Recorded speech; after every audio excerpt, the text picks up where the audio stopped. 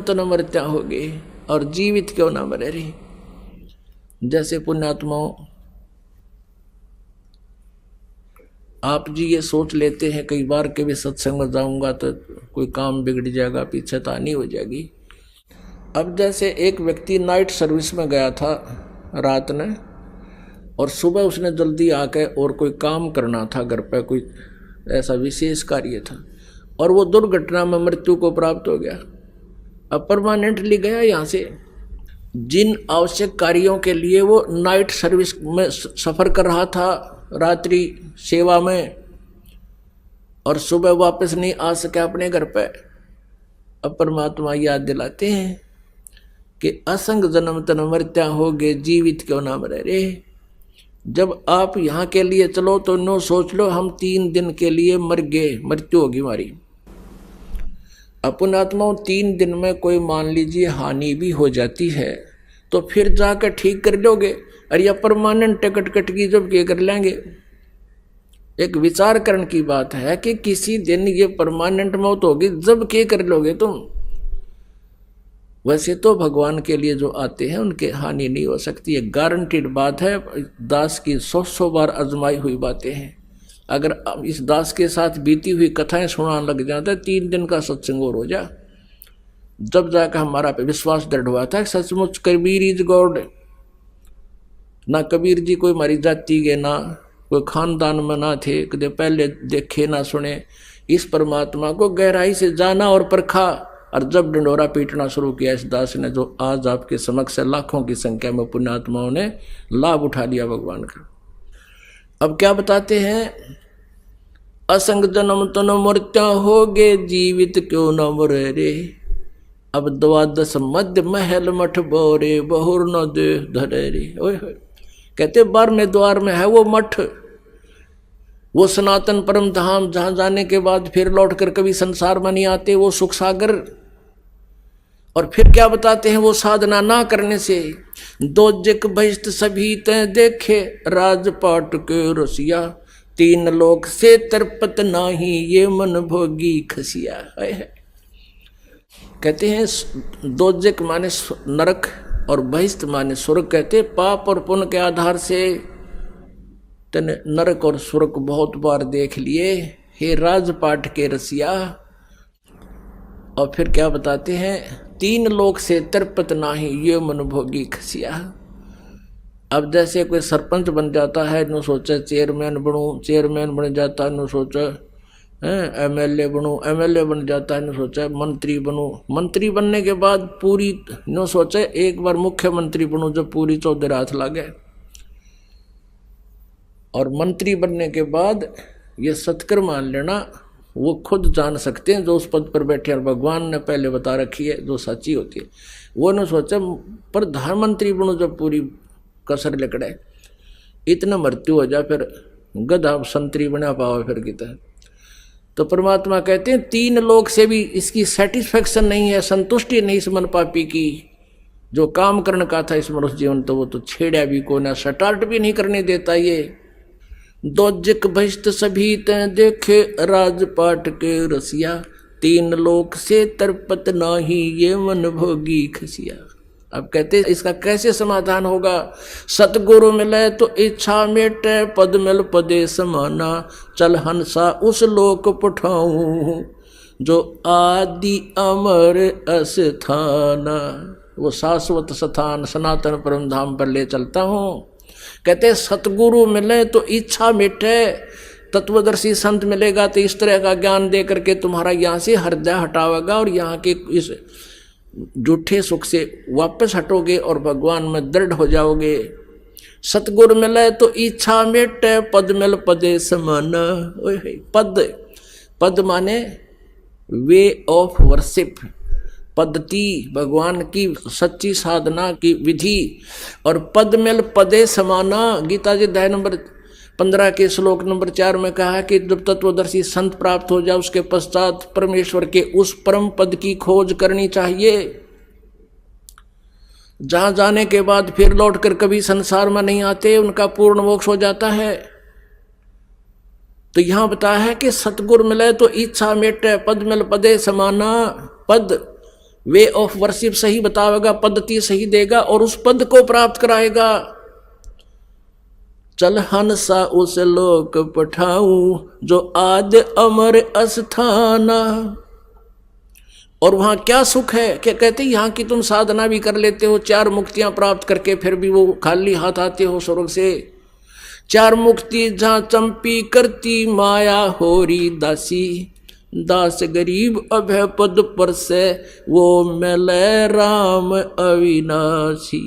बोलो सतगुरुदेव। परम पिता परमात्मा परम पूज्य कबीर परमेश्वर जी, कबीर साहिब जी, हम सभी पुण्यात्माओं के जनक हैं। ये परमात्मा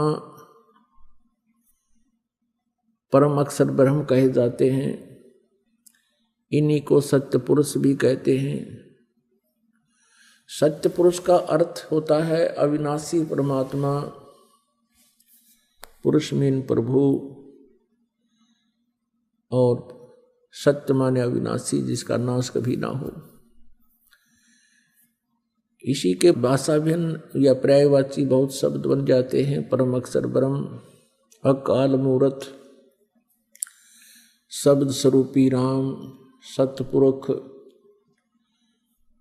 ये वो परमात्मा है जो सब ब्रह्मांडों का रचनहार है और जो बनारस में काशी शहर में, भारतवर्ष के काशी शहर के अंदर एक जुलाहे की भूमिका किया करते थे, जो धानक कहलाते थे। ये पूर्ण परमात्मा है, असंख्य ब्रह्मांड के स्वामी। पुण्यात्माओं, परमात्मा की पहचान कैसे की जा सकती है? परमात्मा की पहचान करने के लिए हमने जो आधार बना रखा था वो ये था, जैसे श्री कृष्ण जी ने मोरध्वज राजा के पुत्र ताम्रध्वज को आरे से 2 भाग करवा के जो मृत्यु को प्राप्त हो गया था उसको जीवित कर दिया। जिस कारण से हमने भगवान श्री कृष्ण जी को सुप्रीम पावर मान लिया। इसको कहते हैं चमत्कार परिचय। पर्चा बोलते हैं इसको, पर्चा, परिचय भी शुद्ध हिंदी में परिचय कहते हैं, यानी पहचान प्रभु की। उन परिचयों में जो लक्षणों में से एक ये भी है कि परमात्मा मुर्दे को जीवित कर सकता है, और दूसरा ये भी है परमात्मा जीव की आयु भी बढ़ा देता है। और इसके साथ साथ और भी बहुत से गुण हैं, लक्षण हैं, जिनसे परमात्मा की पहचान की जा सकती है। एक भगवान के गुणों में, लक्षणों में ये भी आता है कि वो निर्धन को धनी बना सकता है, रंग को राजा बना सकता है।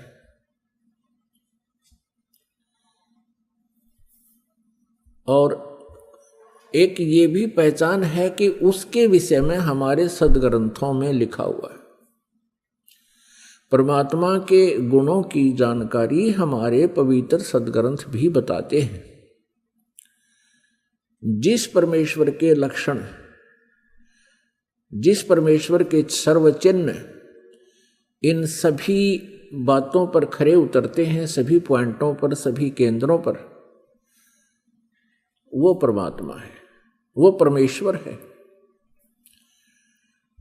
इसके पहचानने के लिए हमने बहुत सा सहयोग लेना होगा। जैसे हमारे पवित्र सदग्रंथ जो बताते हैं भगवान के गुणों की जानकारी, वो हमारे लिए स्वीकार्य होगी, होनी चाहिए और होगी, क्योंकि भगवान की जानकारी हमें सदग्रंथों से ही प्राप्त हुई है। और हमारे जो पहले वाले गुरुजी थे वो यही कहा करते थे कि शिव पुराण में ऐसा लिखा है, वेदों में ऐसा लिखा है, श्री दुर्गा पुराण में ऐसा लिखा है, श्री विष्णु पुराण में ऐसा लिखा है, और श्री मार्कंडे पुराण में ऐसा लिखा है, श्री ब्रह्मा पुराण में ऐसा लिखा है। और वो साथ में संस्कृत भी बोला करते थे। तो हम ये सोचा करते थे कि इन महापुरुषों ने सदग्रंथों को ठीक से समझा है, क्योंकि ये संस्कृत लैंग्वेज से, संस्कृत भाषा से परिचित है। तो हमें कोई शंका नहीं रही। क्या शंका नहीं रही? कि ये झूठ बोल रहे हैं। इसलिए हमने इनके प्रत्येक वाक्य को, प्रत्येक आदेश को शिरोधार्य किया, और जैसा भी इन पूर्व के ऋषि गुरु महापुरुषों ने, मंडलेश्वरों ने, आचार्यों ने, महंतों ने हमें जो ज्ञान दिया, हमने उसको स्वीकारा। किस लिए स्वीकारा? कि हमने परमात्मा की खोज है, परमात्मा की चाह है। आत्मा का परम सहारा परमात्मा है, और जो आत्मा को सुख मिलेगा वो परमात्मा से मिलेगा। परमात्मा हमारे प्रारब्ध के कर्मों को भी नाश कर देता है। परमात्मा के गुणों में ये भी है कि परमात्मा परमेश्वर पूर्ण ब्रह्म हमें साप से भी मुक्त कर सकता है, श्राप से। जैसे हमें इन 3 तापों से भी परमात्मा मुक्त कर सकता है। तो ये सभी लक्षण परमात्मा में होते हैं। प्रथम लक्षण जो हमने लिया है कि भगवान श्री कृष्ण ने मोरध्वज के पुत्र ताम्रध्वज को आरे से, एक आरी से 2 फाड़ करवा के उसके माता पिता से, क्योंकि पहले साधु संतों के विचारों आदेश का बहुत पालन करते थे, श्रद्धालु व्यक्ति होते थे, और वो समझते थे कि ना जाने किस भेष में भगवान ही आ गया हो, इसलिए संत के आज्ञा का वो पालन करते थे। उस समय संत लोग जो है बड़े सिद्धि युक्त होते थे। सिद्धि क्या होती है? कि ईश्वरीय भक्ति से, परमेश्वर की भक्ति से उन्होंने कुछ संग्रह कर ली होती है, पावर परमात्मा की ही पावर को संग्रह कर लेते हैं। जैसे इन्वर्टर होते हैं, इन्वर्टर चार्ज कर दिए जाते हैं तो वो उनकी बैटरी चार्ज हो जाती है, कुछ समय के लिए बहुत कार्य काम चलाऊ कर देते हैं। तो वो पावर है कहाँ से ग्रहण की उसने? थर्मल प्लांट से। तो एक इन्वर्टर थर्मल प्लांट जितना कार्य नहीं कर सकता, इतनी क्षमता उसकी नहीं हो सकती। तो जितने भी ऋषि महर्षि जिनमें सिद्धियां थी, जिन्होंने 7 समंदरों को पी लिया फिर वापस छोड़ दिया, जिन्होंने पहाड़ उठा लिए, आकाश में उड़ गए, ये इन्वर्टर थे। और जैसे श्री कृष्ण जी ने ताम्रध्वज को जीवित कर दिया, सुदामा जी का महल बना दिया, ये श्री कृष्ण तक भी इन्वर्टर थे, वो थर्मल प्लांट नहीं थे। अब ये एक बार ये बात जो दास ने कही है तो ये बड़ी खटकेगी उस व्यक्ति को जिसने आज तक ये तत्व ज्ञान नहीं सुना और लोक वेद से वो रंगा गया है।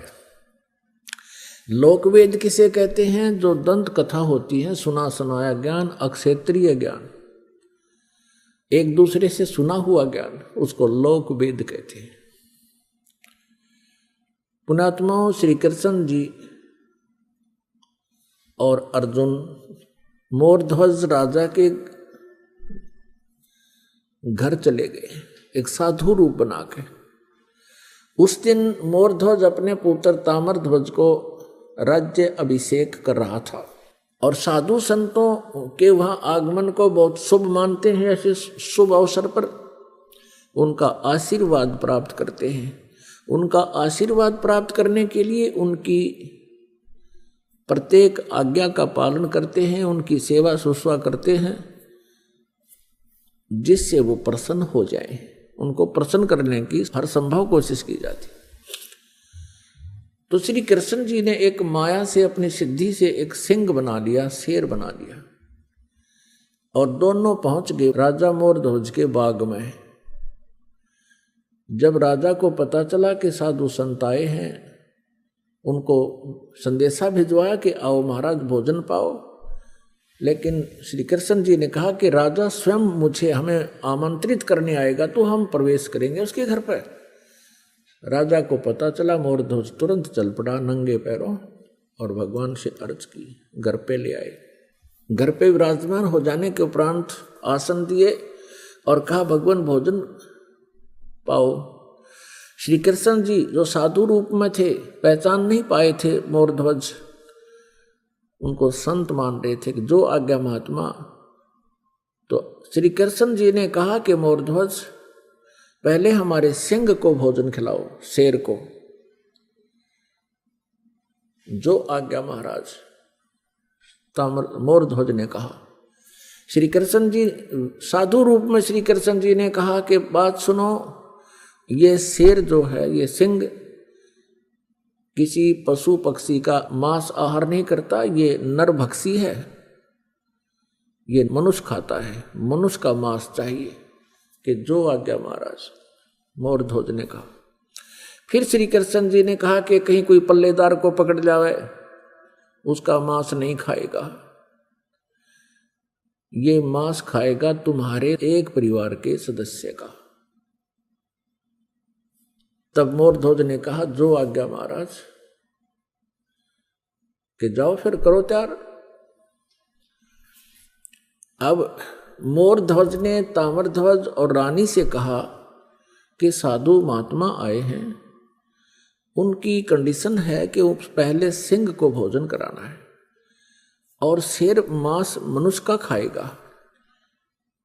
और यहां तक भी उन्होंने कह दिया है कि ये मांस आपके घर के सदस्य का ही खाएगा। मोरध्वज जी ने कहा कि देखो पुत्र सियाना हो गया, युवा हो गया है, राज्य अभिषेक अभी इसको कर देते हैं, ये अपना राज्य संभालेगा, तुम माँ और पुत्र दोनों राज्य करना और मेरा काम पूरा हो चुका है और मैं साधुओं के सिंह का भोजन बन जाता हूं।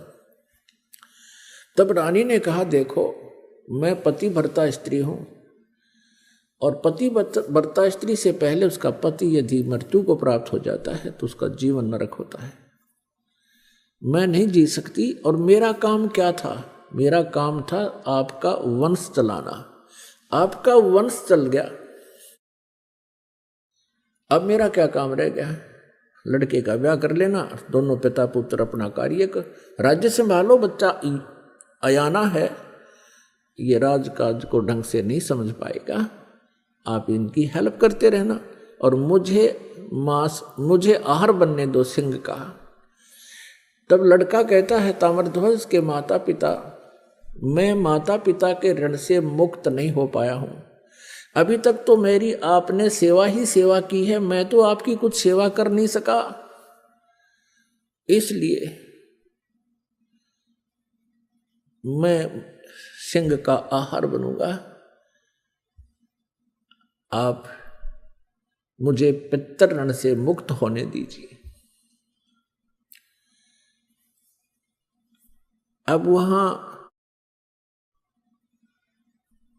भगवान श्री कृष्ण से जो साधु रूप में बैठे थे उनसे आकर कहा,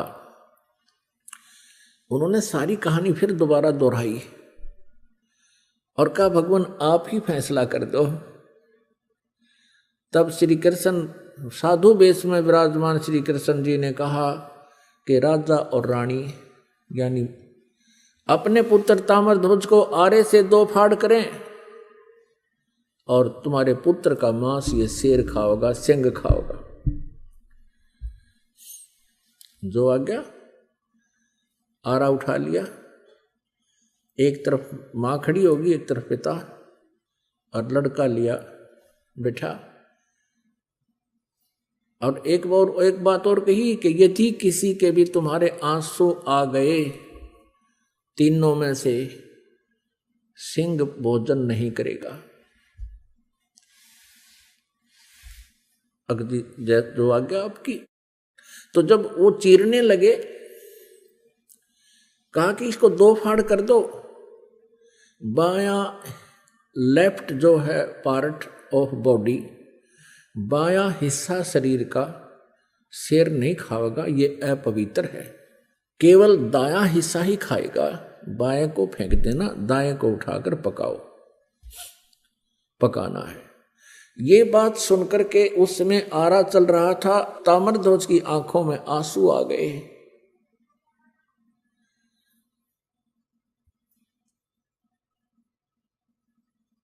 तो श्री कृष्ण जी साधु वेश में थे, उठकर चल पड़े कि तुम तो रो पड़े भाई, तुम्हारा सही प्यार नहीं प्रभु में, तुम्हारा कच्चा प्रेम है, ये मांस नहीं खाएगा। तब तक ताम्रध्वज मर चुका था।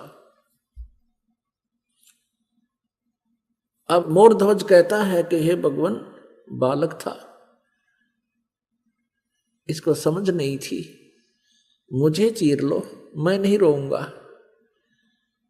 तब रानी कहती है आप रूठ को मत जाओ, मुझे आहार बना लो, हम नहीं रोएंगे। बालक था। इस बात से वो बड़ा प्रसन्न हुआ। श्री कृष्ण जी साधु रूप में वापस आकर बैठ गया और लड़के को जीवित कर दिया। तब लड़का जीवित हो गया। ताम्रध्वज ने कहा कि प्रभु मैं रोया इसलिए था, मैं कोई इसलिए नहीं रोया था कि मेरी जान जा रही है, मैं इसलिए रोया था कि मैं इतना नीच व्यक्ति हूं कि मेरा आधा ही बॉडी, आधा ही शरीर आपके काम आया, मैं तो इसलिए रो रहा था। अब उसको जीवित कर दिया। अपने आत्माओं, इन कथाओं से हमने बहुत कुछ सीखना होता है। अब ये तो कुर्बानियां की मोरध्वज जी ने श्री कृष्ण जी के लिए, एक परम संत पूर्ण परमात्मा मानकर। अब उनका कोई से का कल्याण नहीं हो सकता था, ना श्री कृष्ण का कल्याण हुआ, ना श्री कृष्ण उनका कल्याण कर सकते थे। लड़के को जीवित कर देना, इन प्रभुओं में गॉड पावर होती है, जैसे इन्वर्टर वाली। एक इन्वर्टर की क्षमता होती है, वो केवल 2 बल्ब ही जगा सकता है। एक इन्वर्टर की ऐसी क्षमता होती है कि वो कूलर भी चला दे, 2-3 बल्ब भी चला दे, और कोई छोटी मोटी हैंडपंप की मोटर भी चला दे, आधे हॉर्सपावर की। लेकिन फिर भी वो अक्षमता उसकी कंप्लीट नहीं, पूर्ण नहीं होती, पर्याप्त नहीं है। और थर्मल प्लांट से 3 फेज की लाइट चला दे, डूंडा ठा देते 10 हॉर्सपावर की मोटर हो, और पूरे पंडाल में चमका दे। तो ऐसे अंतर है इन भगवानों में। अब यहां आप जी के लिए इसका एक निष्कर्ष निकाला है परमेश्वर कबीर जी ने। कहते हैं महिमा की जय संत की, तन मन धन सब दे, शर्मांगे टाड़ा नहीं, मोर ध्वज लख ले। कि संत, जब परम संत तुम्हें मिल जावे उस समय, उस संत की इतनी आदर सत्कार और आज्ञा का पालन करना। यदि सिर भी मांगे, नाटना नहीं, सिर मांगे टाला नहीं, मोर ध्वज लख ले, मोर ध्वज को देख लो। पुण्यात्माओं, अब अकाल गिर गया साधु संतों का इस कलयुग के इस पीरियड में। ये नकली, पाखंडी और डोंगी, इनका सत्कार हो गया है, और इन्हीं का बोलबाला हो रहा है। इन्होंने बैठा दिया भक्ति का, और भाव खत्म कर दिया भक्तों का। अब पुण्यात्माओं, इस लक्षण से हमने श्री कृष्ण जी को परमेश्वर मान रखा था कि उन्होंने मोर ध्वज के पुत्र ताम्रध्वज को आरे से 2 फाड़ करवा के जीवित कर दिया। यही श्री कृष्ण जी अपने सगे भांजे अभिमन्यु को जीवित नहीं कर सके, जो महाभारत के युद्ध में चक्रव्यूह के अंदर मृत्यु को प्राप्त हो गया था। सुभद्रा रो रही थी, जो श्री कृष्ण जी की बहन थी, अर्जुन के ब्याही थी। सुभद्रा पुत्र था अभिमन्यु। 500 पांडव रो रहे थे, सुभद्रा रो रही थी, श्री कृष्ण रो रहा था, और पांडवों का कुल नाश हो रहा था। श्री कृष्ण जीवित नहीं कर सके। वहां तो पंगा पा दिया, जाके खुद चरवा के जीवित कर दिया लड़का मोरध्वज का पुत्र, और वहां सुभद्रा पुत्र को श्री कृष्ण जीवित नहीं कर सके। तो परमेश्वर कबीर जी ने ये बताई है भिन्नता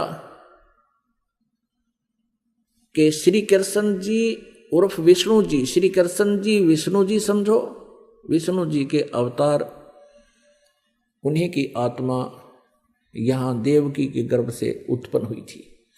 और ये केवल 4 भुजा के और 16 कला के भगवान हैं। इनके जो पिताजी हैं वो ब्रह्म है, शरपुरुष भी इसे कहते हैं। वो 1000 भुजा का भगवान है और उसकी 1000 ही कलाएं हैं। तो इस प्रकार इनकी हॉर्स पावर समझो, ये हॉर्स पावर है, ये 16 हॉर्स पावर के हैं। इनका पिता 1000 हॉर्स पावर का है और अक्षर पुरुष है वो 10,000 हॉर्स पावर का है। और ये परम अक्षर पुरुष, सत्य पुरुष, ये इसकी हॉर्स पावरों की कोई गिनती को ना, असंख्य, अनलिमिटेड। तो जो कार्य पूर्ण परमात्मा कर सकता है, ये अपूर्ण भगवान नहीं कर सकते। जो कंप्लीट गॉड जो काम कर सकता है, इनकम्प्लीट गॉड नहीं कर सकते। और यही पूरे सदग्रंथों में यही संदेश दिया है। श्रीमद् भगवत गीता जी में यही कहा है कि अर्जुन तू सर्वभाव से उस परमेश्वर की शरण में जा। गीता जी अध्याय नंबर 18 के श्लोक नंबर 62 में और 66 में, दोनों में ये प्रमाण है। लेकिन 66 वाले को तो इन्होंने घुमा रखा है, वर्तमाने आना कर रखा है, जबकि वर्तमाने जाना होता है। और उसी की कृपा से ही तू परम शांति को और सनातन परम धाम को प्राप्त होगा। अब यहां प्रसंग है कि वो मोर ध्वज के पुत्र को तो जीवित कर दिया, अब सुभद्रा पुत्र को श्री कृष्ण जीवित क्यों नहीं कर सके? क्योंकि अभिमन्यु की आयु सीमा, प्रारब्ध इतना ही था। अब अभिमन्यु का प्रारब्ध इतना ही था, उसकी आयु शेष नहीं थी। तो ये भगवान आयु नहीं बढ़ा सकते। हाँ, इस टूटे फूटे शरीर को ये जोड़ तोड़ कर सकते हैं और इस आत्मा को पुनः स्थापित इसमें कर सकते हैं। जैसे ऐसे ऐसे बहुत से महापुरुषों ने, संतों ने भी किया है। जैसे महर्षि वाल्मीकि जी थे, जिसमें सीता जी को निकाल दिया था घर से भगवान श्री रामचंद्र जी ने, वो गर्भवती थी। महर्षि वाल्मीकि जी के आश्रम में जाकर उन्होंने शरण ली, वहाँ रहने लगी, पुत्र को जन्म दिया। उसके बाद एक दिन जब वो उसका नाम लव रख दिया,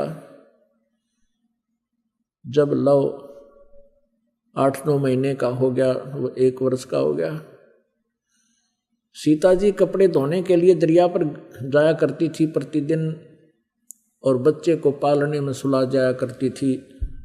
और वाल्मीकि जी से प्रार्थना करके जाती थी, पिताजी बच्चे का ध्यान रखना। कि जा बेटा, मैं ध्यान रखूंगा। एक दिन ऐसा हुआ कि महर्षि जी समाधिस्थ हो गए थे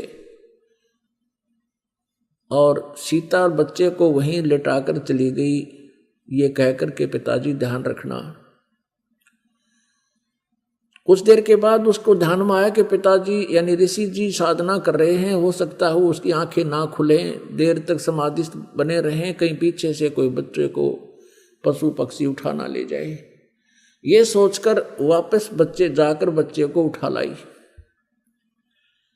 वाल्मीकि जी जब समाधि अपनी साधना से उठे, देखा बच्चा है नहीं। अब वाल्मीकि जी ने देखा कि भी लड़की पहले दुखिया बहुत है और बच्चे के अभाव में यह टक्कर मार मार कर मर जाएगी, मेरे से देखा नहीं जाएगा। इसलिए अपनी भक्ति शक्ति से उसने डाब के पत्ते तोड़े, कुश के, कुशा बोलते हैं, कुश बोलते हैं डाब को, एक घास होता है। डाब के पत्ते तोड़े, उनको ऐसे मला और अपनी मंत्र शक्ति से और पुत्र एक लड़का बना दिया और वो लेटा दिया वहां पर 1 वर्ष की आयु का।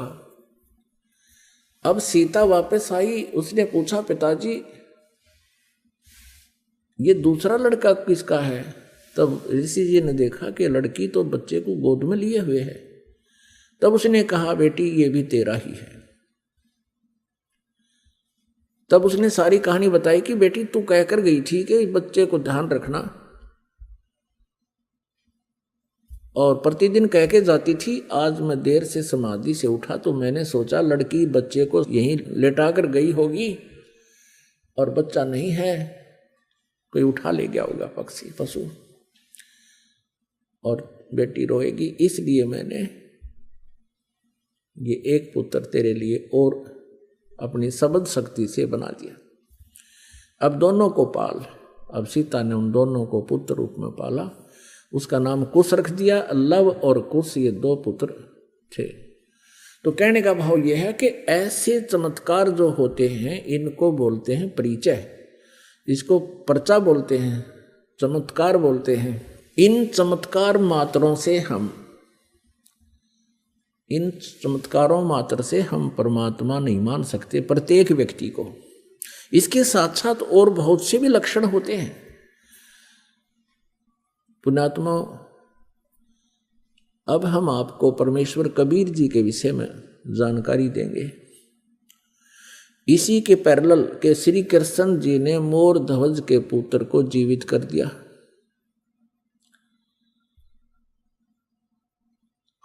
ताम्रध्वज को, लेकिन अभिमन्यु को जीवित नहीं कर सके। एक सम्मन नाम का मनियार था। मनियार कहते हैं जो चूड़ी बेचा करते गांव गांव में, कांच की चूड़ियां होती थी। गांव गांव में नगर नगर में जाके वो बहनों को, माताओं को चूड़ियां पहनाया करते थे। एक दिन उन्होंने सत्संग सुन लिया परमेश्वर कबीर देव जी का, भगवान का उपदेश ले लिया। कबीर परमेश्वर जी से उपदेश ले लिया था। सम्मन जी के घर में 3 सदस्य थे कुल। स्वयं सम्मन, पुत्र सेऊ, जिसको शिव कहते हैं वैसे सेऊ कहने लगे थे, और उनकी पत्नी का नाम नेक्की था। नेक्की उपदेश लेकर के, ज्ञान से परिचित होकर के बड़ी श्रद्धा से भगवान की भक्ति किया करते थे। नेक्की और सम्मन दोनों चूड़ियां पहनाने का कार्य किया करते थे, और परमात्मा कबीर परमेश्वर जी ने बहुत सी ऐसी लीलाएं चमत्कार कर रखे थे।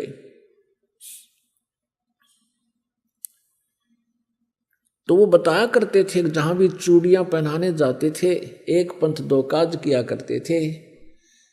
चूड़ियां पहनाने का उड़े के 2-2 घंटे लग जाते, 4-5-10 बहनें आ जाती, उनको सत्संग सुनाया करते थे। उनके हाथ में जैसे धागा लगा हुआ है, वो पूछा करते थे कि ये धागा कैसा बांध रखा है। तो बताते थे कि हमने ऐसे गुरु बना लिया है, हमारे गुरु जी हैं। तो पुण्यात्माएं होती थी, परमात्मा की चर्चा सुनाना शुरू कर देते थे। सम्मन और नेकी अपने अपने स्थानों पर जहाँ जहाँ वो सेवा करने जाते थे, चूड़ियों बेचने की, पहनाने की, वो कहा करते थे कि हमारे भगवान कबीर साहिब हैं, वो पूर्ण परमात्मा हैं, स्वयं सर्व सृष्टि रचनहार स्वयं ही आए हुए हैं पृथ्वी पर।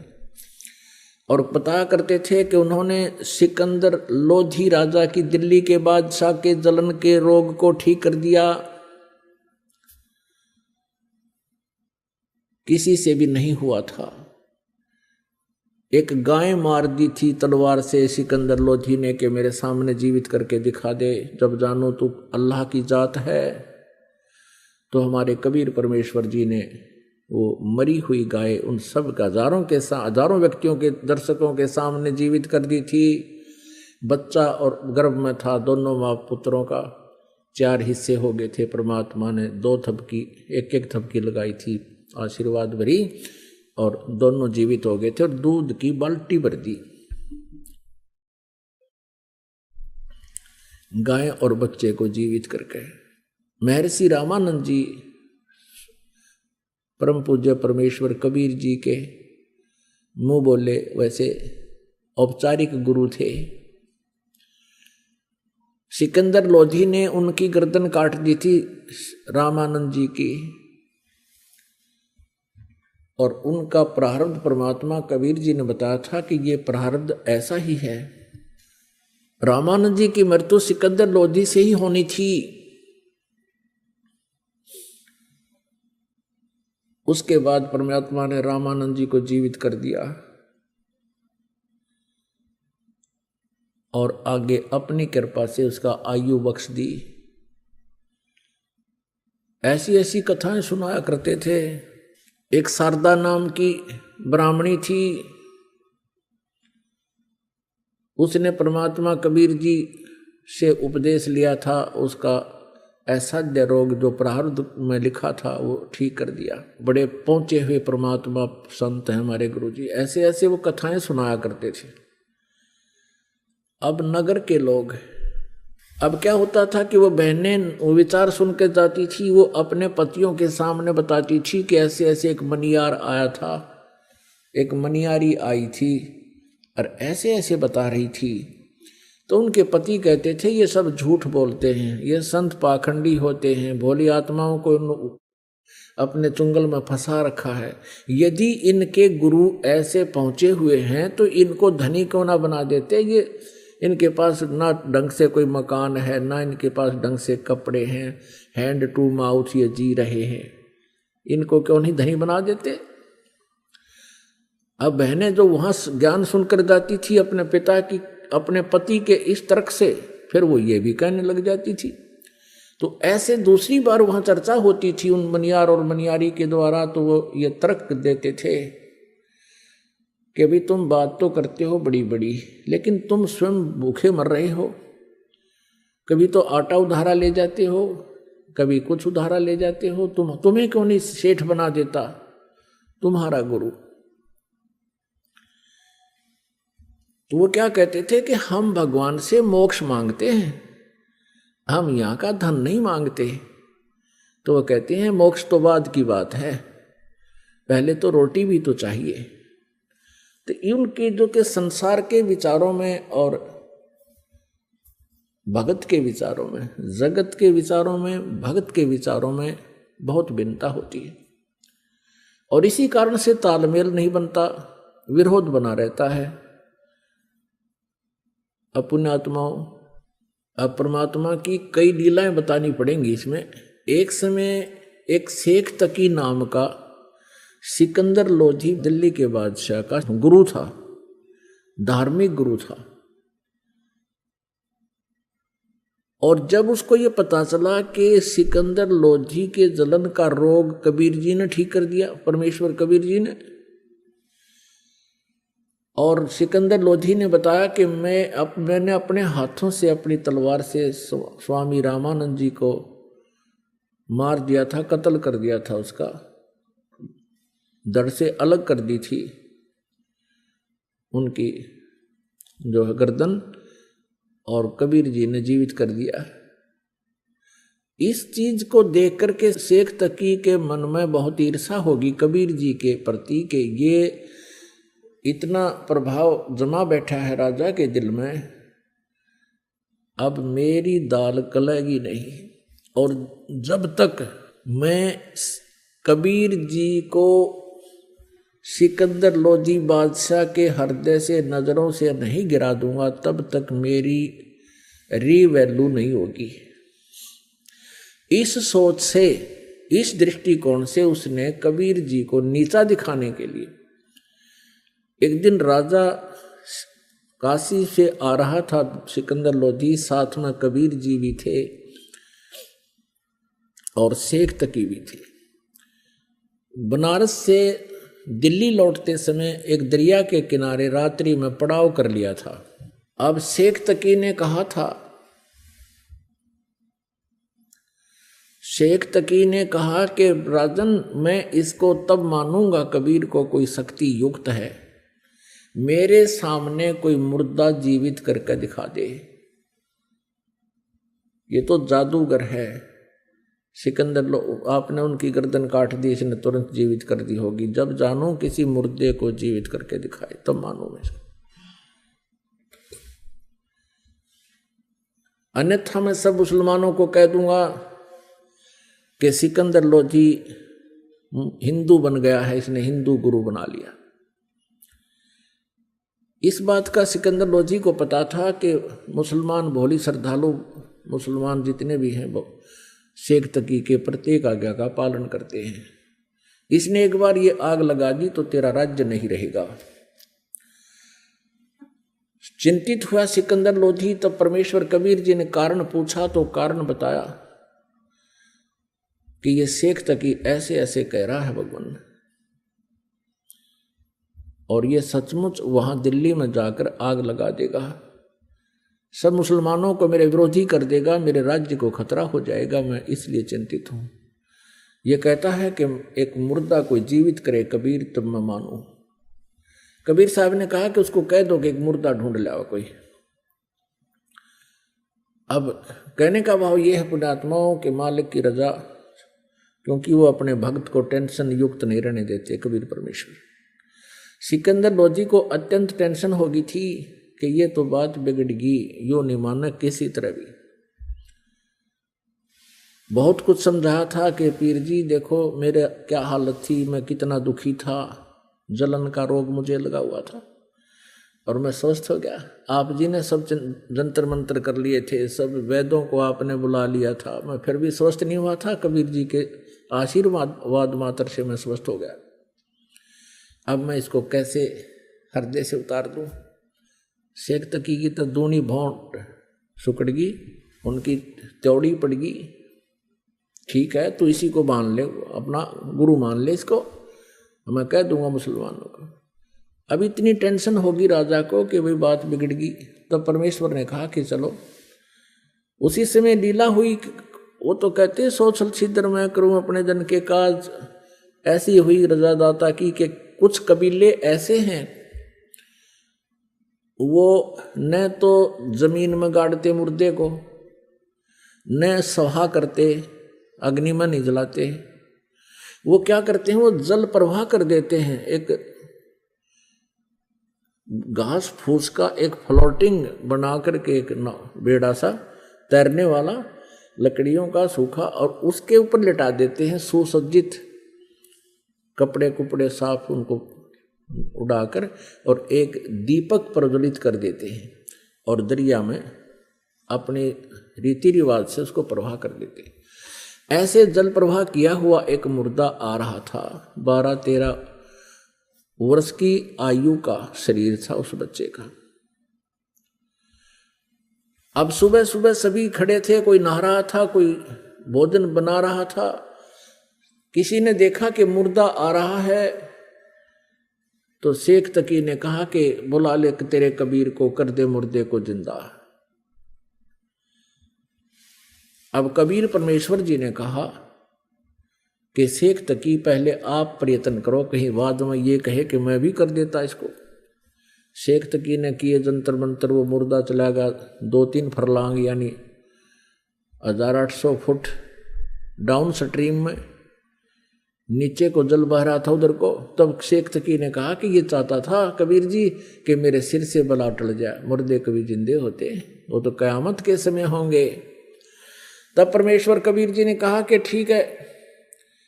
ऐसे इशारा किया था मालिक ने उस मुर्दे को जो जा रहा था नु बह करके, उसको ऐसे कर दिया, वो वापस चल पड़ा जैसे इंजन वाली नौका वापस चल पड़ती है दरिया के फलों के विपरीत, बहाव के विपरीत। ऐसे अप स्ट्रीम को और आ गया और वहां आकर के रुक गया जहां कबीर परमेश्वर विराजमान थे, खड़े थे, आए हैं, उपस्थित थे। मुर्दा से ऊपर रुका हुआ है जैसे नौका हो, और नीचे से दरिया की तरंगे बह रही हैं, लहरें। तब परमेश्वर ने कहा कि हे जीवात्मा, कबीर परमेश्वर जी ने कहा कि हे जीवात्मा जहां भी है कबीर हुक्म से इसमें प्रवेश कर, मुर्दे में वापस आ जा तू। एकदम वहीं से वो आत्मा वापस प्रवेश हुई और वो लड़का जीवित होकर के बाहर आके परमेश्वर कबीर जी के चरणों में दंडवत प्रणाम किया। बोलो बंदी छोड़ कबीर साहेब की जय हो।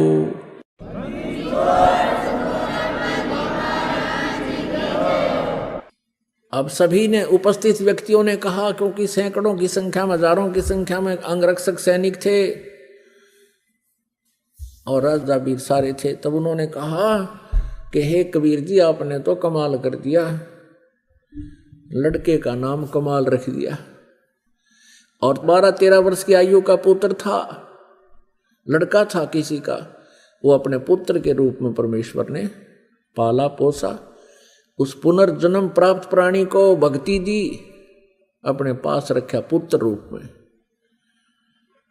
ऐसे ही शेख तकी ने एक दिन कहा भाई ये तो नई बात बनी, ये तो इसका तो जो नजरों से नहीं गिरा राजा के, तो उसने स्कीम बनाई, अपने मुसलमानों से सबसे मिलकर कहा कि भाई ये जादू जंतर करता है, और लड़का जो जल प्रवाह कर दिया गया था वो जीवित था, वो सदमे में था, और सदमे वाले कोई जादू जंतर करने वाले जीवित कर ही देते हैं। भाई इसको हम तब मानेंगे ये अल्लाह की जात है, इसमें कोई शक्ति है। मेरी पुत्री जो कब्र में दबा रखी है, शेख तकी पीर की पुत्री, कुछ दिन मरे हो गए थे उसको, और वो कब्र में दबा रखी थी, महीने या 20 दिन या जीते 2 महीने की 6 महीने थी। और कहने लगा जब जानो मैं इसको, मेरी बेटी को जीवित करके दिखा दे। फिर वही समस्या पैदा करती। सिकंदर लोधी फिर टेंशन में। कबीर परमेश्वर ने कहा कि टेंशन ना करो राजन, कह दो इसको, शेख तकी को कह दो कि मुनादी करवा दे, आसपास अनाउंसमेंट करवा दे कि आज से तीसरे दिन वो लड़की जीवित की जाएगी जो कब्र में दबी हुई।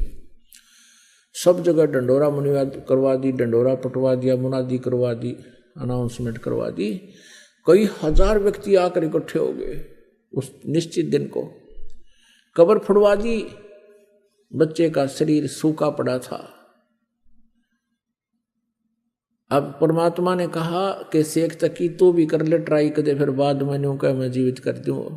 तो उपस्थित व्यक्तियों ने कहा कि भगवान अगर ये कुछ करने योग्य होता अपनी बेटी ने कौन मरने देता, इसके पास कुछ नहीं है, आप दया करो। तब परमेश्वर ने कहा कि हे शेख तकी की लड़की तू जीवित हो जा। वो जीवित नहीं हुई। दोबारा फिर कहा परमात्मा ने कि शेख तकी की लड़की जीवित हो जा, नहीं हुई। तीसरी बार फिर कहा, नहीं जीवित हुई। अब शेख तकी ने बंगड़ा पा दिया, नाचर कूद, क्या देखा, ढोंगी का ढोंग पकड़ा गया। अब कर देना जीवित, अब कर देना जीवित। अब उस शेख तकी पाप आत्मा को अपनी पुत्री के जीवित न होने का गम नहीं था, और परमात्मा की पराजय की खुशी मना रहा था। कहते हैं राज तजना सहज है, सहज तरिया का ने, और ये मान बढ़ाई ईर्षा दुर्लभ तजनाई। और ये तजे बिना भगवान नहीं मिल सकता। तब परमात्मा ने क्या कहा कबीर जी ने कि हे जीवात्मा जहां भी है तू, कबीर हुक्म से वापस आ जा और इस बच्ची के शव में प्रवेश कर और जीवित होकर बाहर आ जा। इतना कहते ही उस शरीर में हलचल हुआ, ऐसे कंप कपी, और एकदम वह बेटी खड़ी हुई। 12-13 वर्ष की उम्र की आयु थी उस समय उस लड़की की भी, और बाहर आकर दंडवत प्रणाम किया कबीर परमेश्वर को। सबने कहा कमाल कर दिया भगवान, कमाल कर दिया। कोई 1000 व्यक्ति इकट्ठे थे, देख रहे थे इस दृश्य को। कमाल कर दिया, कमाल कर दिया। लड़की का नाम कमाली रख दिया, अपनी बेटी के रूप में अपने पास रखा। अब कबीर परमेश्वर जी ने कहा कि जा बेटी अपने पिता शेख तकी के साथ। तब लड़की ने 1.5 घंटा तक प्रवचन किए कि मेरा और शेख तकी जी का जितना संबंध था पुत्री और पिता का, वो समाप्त हो चुका था। मेरी आयु मनुष्य की शेष नहीं थी। अब उस लड़की ने कहा कि हे श्रोताओ, ये पूर्ण परमात्मा है, ये कबीर अल्लाह है, ये अल्लाहु अकबर है, ये स्वयं उतरे हैं। अपने पिछले जन्म की कई कहानी सुनाई कि पहले जन्म में मैं एक राबिया नाम की लड़की थी, ये परमात्मा मुझे वहां भी मिले थे।